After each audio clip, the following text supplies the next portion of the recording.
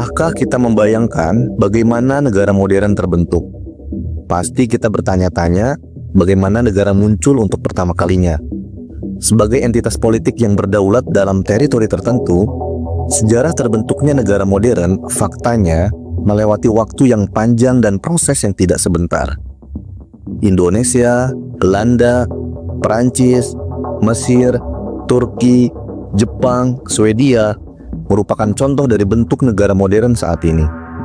Dan setiap negara muncul berdasarkan proses sejarah yang berbeda satu sama lain. Hanya ada satu kesamaan di antara mereka. Dahulu kala, dunia dipenuhi ragam kerajaan termasuk di Eropa. Namun tahukah kamu bagaimana konsep bernegara dalam sistem yang lebih modern lahir pertama kali? Dan di mana tempat konsep ini muncul paling awal? Dalam video kali ini, kita akan coba menelusuri sejarah awal munculnya negara modern. Negara modern lahir dari sejarah panjang perang di Eropa. Ya benar, perang menjadi titik mulai bagaimana akhirnya negara modern muncul sebagai satu-satunya entitas politik yang menggantikan bentuk kerajaan saat itu. Perang yang melanda Eropa saat itu dikenal dengan istilah Perang 30 tahun. Dimulai sejak 1618 sampai 1648.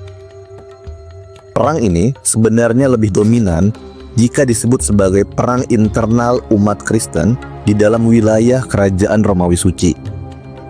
Sebab dua kubu utama yang saling bertikai yakni umat Protestan dan Katolik. Kristen Protestan di Eropa saat itu tidak puas dengan kepemimpinan gereja Katolik yang sewenang-wenang memperjualbelikan surat pengampunan dosa atau indulgensi kepada umat Kristiani. Praktek ini syarat penyalahgunaan wewenang atas nama agama. Revolusi Protestan akhirnya muncul dan dimulailah revolusi atas sebab ini. Sementara sebab langsung yang menandai pecahnya perang 30 tahun adalah karena terjadinya diskriminasi agama terhadap penganut Protestan di dalam wilayah Kekaisaran Romawi Suci. Padahal sebelumnya mereka sudah terikat dengan perjanjian Augsburg di tahun 1555 yang menjamin kebebasan beragama dari pemeluk masing-masing keyakinan. Singkat cerita, pecahnya perang terjadi ketika Raja Romawi Suci, Ferdinand II, memaksakan ajaran Katolik kepada para penganut Protestan di seluruh wilayah Kekaisaran. Penganut Protestan yang notabene-nya sudah tersebar di beberapa wilayah Eropa tidak lagi memiliki kebebasan mengekspresikan keyakinannya. Mereka melawan kebijakan tersebut. Perang berkecamuk. Sialnya, selanjutnya, perang tidak hanya melibatkan dimensi agama, tapi juga politik. Akhirnya, struktur Kekaisaran Romawi Suci yang terdiri dari banyak kerajaan kecil yang semi-otonom dengan variasi keagamaan yang berbeda antara Katolik dan Protestan terpecah belah. Namun, motif politik raja-raja yang ingin melakukan ekspansi wilayah juga ikut menyertai dan memperparah kecamuk perang selama 30 tahun tersebut. Belum lagi 8 juta warga Eropa saat itu mati akibat perang. Perang inilah yang pada akhirnya melahirkan negara-negara sekuler. Negara sekuler artinya kehidupan agama menjadi ruang privat yang tidak boleh dicampur adukan ke dalam praktek politik bernegara.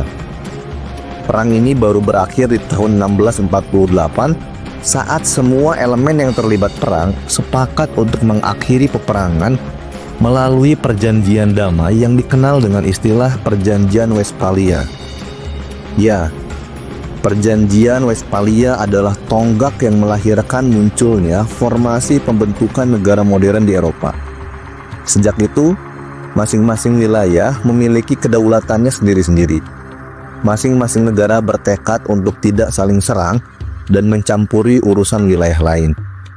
Dan yang paling terpenting, masing-masing wilayah memberlakukan aturan hukum yang hanya berlaku untuk masing-masing warganya di wilayah yurisdiksi mereka. Batas wilayah dan hukum semakin jelas setelah Perjanjian Westphalia. Perjanjian Westphalia menjamin toleransi beragama, dan kebebasan untuk memeluk agama sesuai keyakinan masing-masing individu. Transformasi sistem feodalisme kerajaan ke dalam sistem negara bangsa di Eropa juga didukung oleh kemajuan filsafat politik saat itu. Lambat laun feodalisme di Eropa menjadi usang dan ditinggalkan, dan negara menjadi semakin modern dan sekuler, serta hak individu menjadi semakin penting dan dihormati. Paradoksnya, perjanjian Westphalia yang begitu luhur tidak diimplementasikan di luar bangsa Eropa. Banyak bangsa dan negara Eropa yang malah memperkenalkan sistem negara bangsa tersebut lewat imperialisme dan kolonialisme. Mereka menjajah dan mengeksploitasi bangsa-bangsa Asia, Afrika, dan Amerika. Melalui penjajahanlah, akhirnya sistem negara bangsa tersebar di seluruh dunia.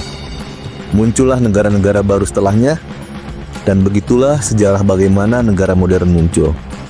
See you later.